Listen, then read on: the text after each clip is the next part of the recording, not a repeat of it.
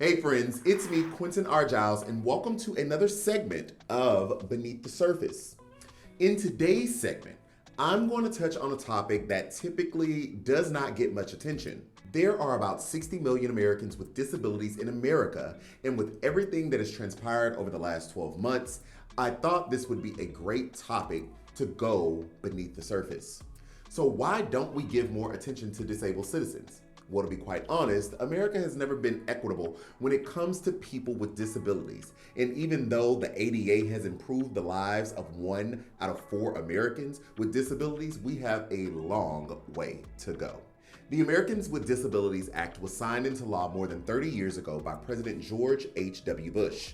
The law ensures that individuals with disabilities have the same opportunities and rights as others by prohibiting discrimination in employment, transportation, and other things. While all of this is cool, this was done more than 30 years ago. Needless to say, more needs to be done. So why hasn't it?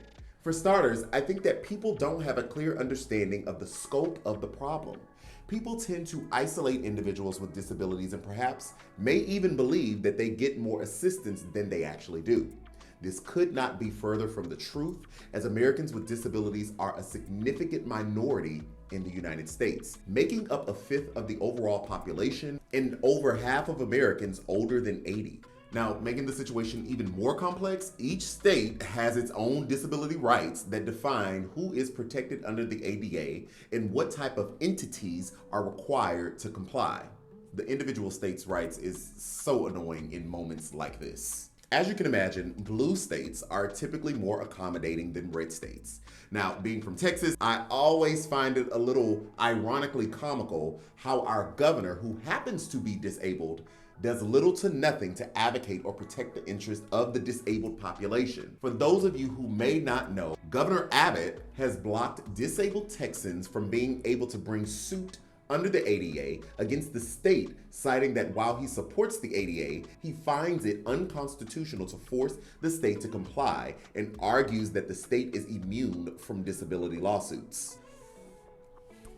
In the Black community, we have a term called all skin folk and kinfolk, and I guess in Governor Abbott's case and the disability community, the same applies. The state recently allowed social workers to discriminate against LGBTQ and disabled individuals when his office recommended back in October of last year that the board, that is, the Texas Behavioral Health Education Council, strip 3 categories from a code of conduct that establishes when a social worker may refuse to serve someone.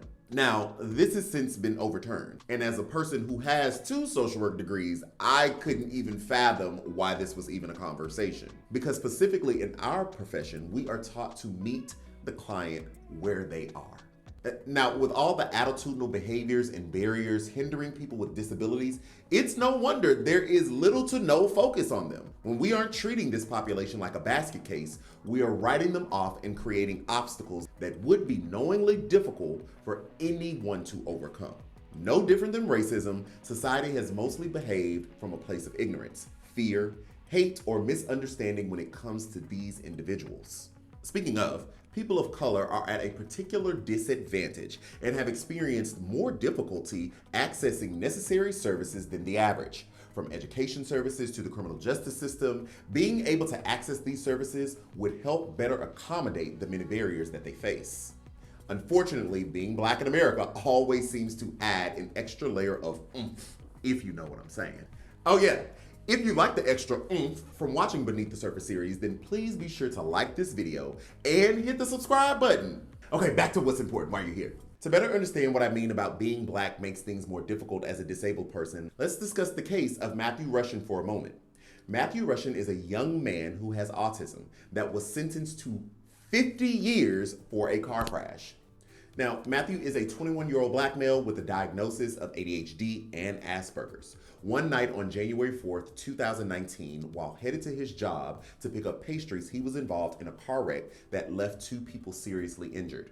Russian was arrested and held in jail until he was sentenced 11 months later on November 6, 2019. The Commonwealth's attorney for Virginia Beach erroneously alleged that Russian hit a car in another parking lot, and instead of stopping and rendering aid, he continued to recklessly drive his car across the median where he drove into oncoming traffic and hit another vehicle head on. This was all done in an attempt to kill himself. They continue to allege that he attempted to flee the scene while professing to be suicidal. A married couple was left with life-altering injuries who were visiting from New York. Now, while my heart absolutely goes out to the couple, I do find it hard to believe that he intentionally attempted to harm himself or anyone else. Yet he was immediately detained, held, and then sentenced to 50 years and then mandated to serve 10 of those years before year's end. Yet, we are now just going to trial for Derek Chauvin, the officer who we all saw allegedly murder George Floyd, and I have to say allegedly because everyone is presumed innocent until guilty, with brute force in broad daylight. The problem with Russian's case is that he was guilty before being given due process and proven intent that he wanted to kill himself by driving recklessly. And we cannot deny Russian's intersectionality of being Black and disabled. Sadly, it wasn't until the death of George Floyd that prompted a second look at Russian's case. And thankfully, the new attention on the case led to the governor pardoning Russian. Of course, the pardon came with a strict set of guidelines that include not being able to drive again, supervised probation for 5 years, and taking part in mental health treatment, counseling, and a substance abuse evaluation. I don't know about y'all, but it still sounds like a form of imprisonment to me, as opposed to ensuring that he gets the services that he needs and every other person like him gets those same services.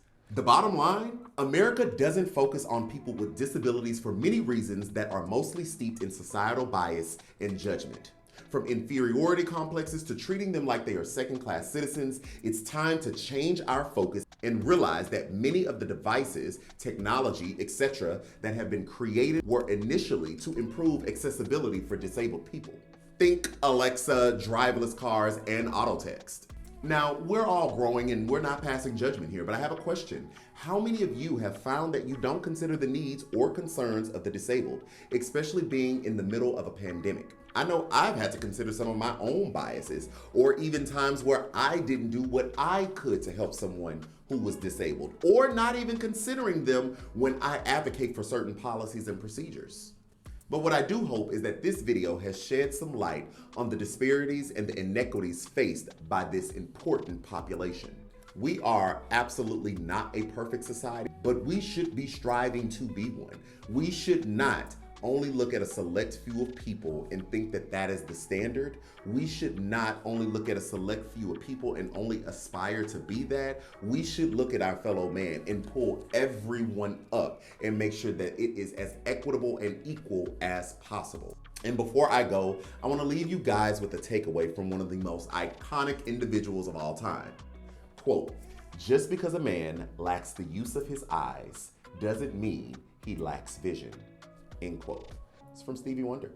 Guys, if you've enjoyed this video and if you've learned something, please give it a thumbs up and subscribe to the page. Also, share this video with someone and start a dialogue in your community and your friend group. Until next time, guys, it's me, Quentin R. Giles, and this has been Beneath the Surface.